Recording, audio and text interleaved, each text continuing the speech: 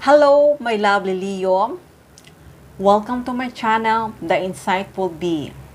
Thank you sa mga nag-subscribe, nag-like, at nag-share at nag-comment. Sa mga viewers, welcome to my channel. Sa mga new subscriber, welcome. Sa hindi pa nakapag-subscribe ng aking channel, huwag kalimutan i-click ang notification button at mag-subscribe sa aking channel para sa mga bagong videos at updates. So ngayon guys, sisimulan na natin ang pagbabasa sa zodiac sign na Leo. Pero, by the way guys, i-shuffle muna natin ha. Okay?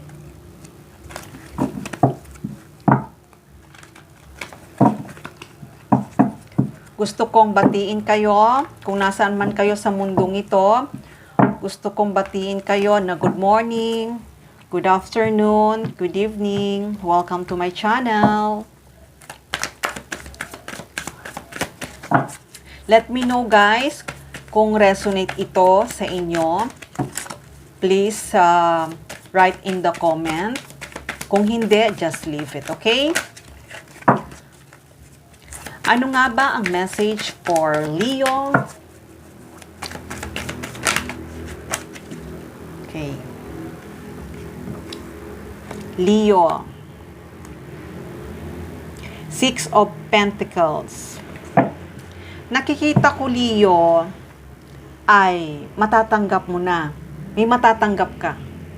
Isang blessing to na galing sa taas, sa universe. Blessing in disguise to. Isa itong miracle na kay tagal mo nang hiniling. Kay tagal mo nang winish. Kaya kung anong winish mo, alam ko ay ibibigay na sa'yo.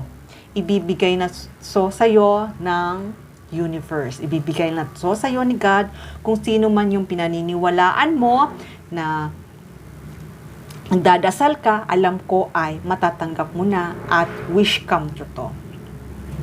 Kaya, kung dati, nagdaan ka sa mga trials, sa mga conflicts, or delays, or arguments, alam ko ay, ngayon ay nakikita ko na kung ano mang pinagdadasal mo, kung nagdadasal ka na magkaroon ng peace, matatanggap mo yun. Kung nagdadasal ka, magkaroon ka ng harmony, happiness, financial stability, alam ko ay matatanggap mo na. Kaya kung ano man yung wish mo, nakikita ko ay matatanggap mo na at ibibigay na ito para sa iyo. Kaya, Leo, be patient kasi ito ay paparating na. At alam ko na itong matatanggap mo, alam ko ay mahal na mahal mo to. Ang ibig sabihin ko na mahal mo to, alam ko na itong matatanggap mo ay talagang iniingatan mo to. Kung ano man yung gusto mo, for example, na naghiling ka na magkaroon ka ng increased salary, nakikita ko na yung savings mo ay talagang magigain siya. Nakikita ko. Kaya, kung ano man yung kahilingan mo na magkaroon ka, eto na. Malaki itong matatanggap mo. Kung naghiling ka man ng promotion, ay nakikita ko may promotion. Kung naghiling ka na magkaroon ka ng maganda yung business mo, eto na. Eto na yon. Kaya alam ko na kung ano man yung pinag-pray mo, hiniling mo, ay alam ko na iniingatan mo yon. Kasi may mga plano ka. May mga plano ka na magkaroon ka ng gusto mo na matupad sa buhay mo. Kaya nakikita ko yung mga struggle na pinagdadaanan mo sa ngayon ay makakaalis ka na. Makakaalis ka na. At unti-unti mo nang matutupad yung mga pangarap mo. Kung gusto mo bumili ng sasakyan, makakabili ka. Kung gusto mo bumili ng bahay, makakabili ka. Kung gusto mo bumili ng magandang damit, magandang accessory, magandang basta yung gusto mo, nakikita ko ay makukuha mo na. At unti-unti mo nang matutupad yung mga pangarap mo.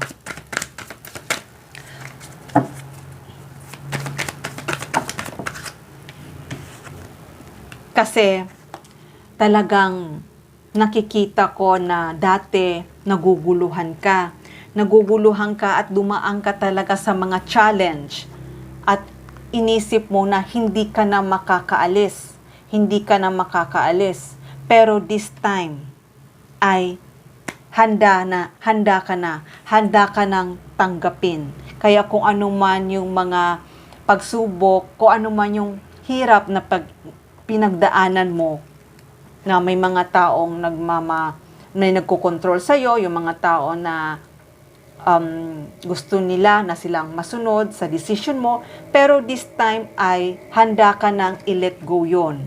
Kasi nakikita ko na ready ka na, may strength ka na, may courage ka na, ready ka na mag-move forward. Kaya itong sa pag-move forward mo, ay matatanggap mo na ang kay tagal mo nang hinihintay dahil nakikita ko na sa ngayon ay naa-attract mo na yung mga gusto mo. Napaka-energetic mo.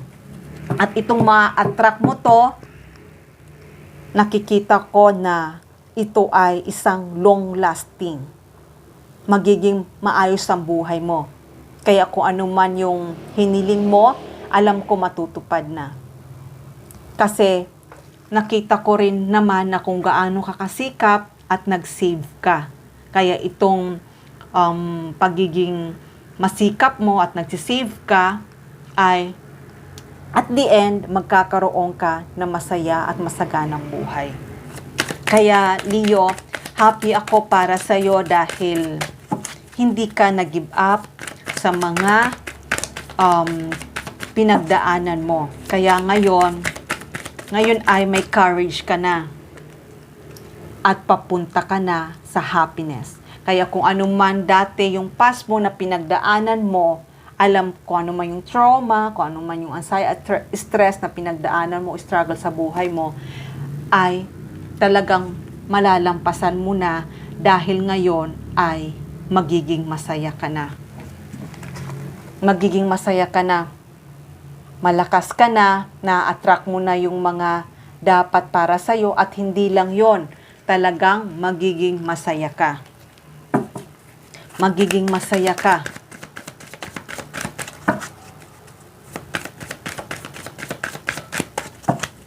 Kaya kung dati hindi ka naging masaya, pero ngayon it's time na.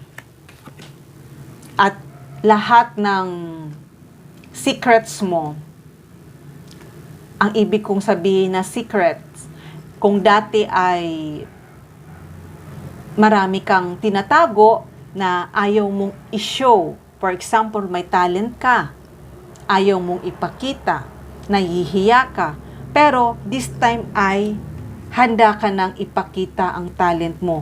Kaya nagiging energetic ka na. Itong pagiging energetic mo ay ma-attract mo na ang happiness. Lalo kang magiging malakas at lalo mong ma-attract ang kay tagal mo nang pinangarap. At ito ay totoong pag-ibig. Hindi lang pag-ibig, maaaring pag-ibig ito sa mga family mo, pag-ibig sa friend mo, pag-ibig sa co-worker mo, maraming ibig sabihin na to. Kaya kung dati ay hindi ka nakatanggap ng support sa ibang tao, pero this time ay makakatanggap ka na. Ito ay totoong pag-ibig. Magkakaroon ka ng maayos na relasyon. Maayos na relasyon sa pamilya, maayos na relasyon sa kaibigan, at maayos na relasyon sa minamahal mo. At yun nga, magkakaroon ka ng happiness. At itong happiness na to,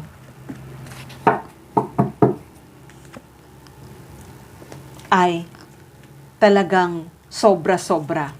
At nakikita ko naman na dito, malayo ang iniisip mo. Iniisip mo na kung matutupad pa ba ang pangarap mo. Sabi ko sa'yo, oo, matutupad pa rin ang pangarap mo. At ibibigay na ito para sa iyo. At magiging masaya ka na.